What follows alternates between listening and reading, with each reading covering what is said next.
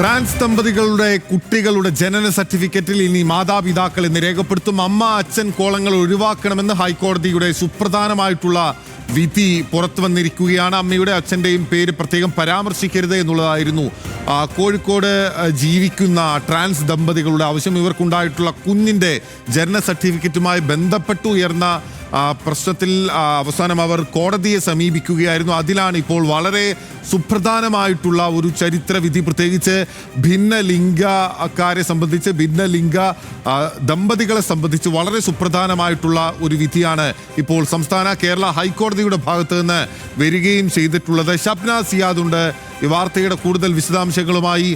ഷബ്ന, വളരെ പ്രധാനപ്പെട്ട ഒരു വിധിയാണ്. ഭിന്നലിംഗ സമൂഹത്തെ സംബന്ധിച്ച് അവർ ഏറെ ആവശ്യപ്പെടുന്ന വിധികളിൽ ഒന്നാണിത്.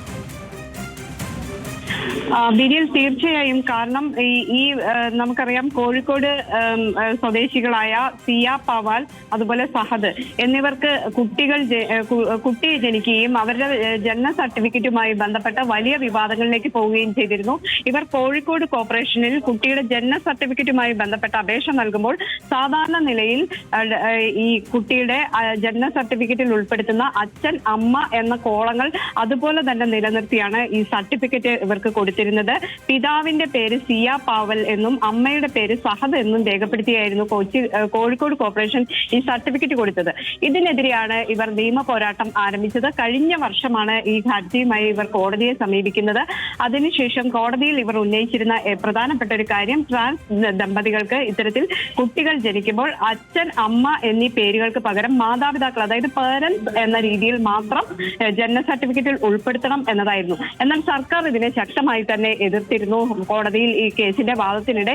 പക്ഷേ കോടതി ഇപ്പോൾ ഏതായാലും ഇവരുടെ ആവശ്യം അനുവദിച്ചിരിക്കുന്നു. ജസ്റ്റിസ് സിയാദ് റഹ്മാനാണ് ഇപ്പോൾ വിധി പറഞ്ഞത്. പിതാവിന്റെ പേര് അല്ലെങ്കിൽ മാതാവിന്റെ പേര് എന്ന കോളങ്ങൾക്ക് പകരം ട്രാൻസ് വ്യക്തികളുടെ അല്ലെങ്കിൽ ദമ്പതികളുടെ കുട്ടികൾക്ക് മാതാപിതാക്കൾ എന്ന ഒറ്റ കോളത്തിൽ ഈ ജനന സർട്ടിഫിക്കറ്റ് നൽകാനാണ് ഉത്തരവിട്ടിട്ടുള്ളത്. എനിക്ക് തോന്നുന്നത് ഇത് സംസ്ഥാനത്ത് ആദ്യമായിട്ടാണ് ഇത്തരത്തിൽ ഒരു വിധിയും. അതോടൊപ്പം തന്നെ സംസ്ഥാനത്തെ ആദ്യത്തെ ട്രാൻസ്ജെൻഡർ മാതാപിതാക്കളാണ് ഇത്തരത്തിൽ ഈ ഹർജിയുമായി കോടതിയെ സമീപിച്ചത്. അതുകൊണ്ട് തന്നെ ഇതൊരു ചരിത്ര വിധി എന്ന് വേണമെങ്കിൽ നമുക്ക് വിശേഷിപ്പിക്കാം. കാരണം ട്രാൻസ്ജെൻഡർ വ്യക്തികളെ സംബന്ധിച്ച് ഇത് പ്രധാനപ്പെട്ട ഒരു ഉത്തരവ് തന്നെയാണ്.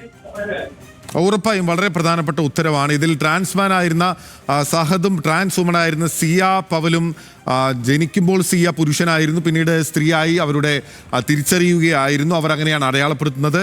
ജനിക്കുമ്പോൾ സ്ത്രീ ആയിട്ടായിരുന്നു സഹദ് ഉണ്ടായിരുന്നത്. പക്ഷേ ഇവർക്ക് കുട്ടികൾ ഉണ്ടായപ്പോൾ അച്ഛൻ, അമ്മ എന്ന പേരുകളിലായിരുന്നു ഈ ജനന സർട്ടിഫിക്കറ്റ് കോഴിക്കോട് കോർപ്പറേഷൻ ഇഷ്യൂ ചെയ്തിരുന്നത്.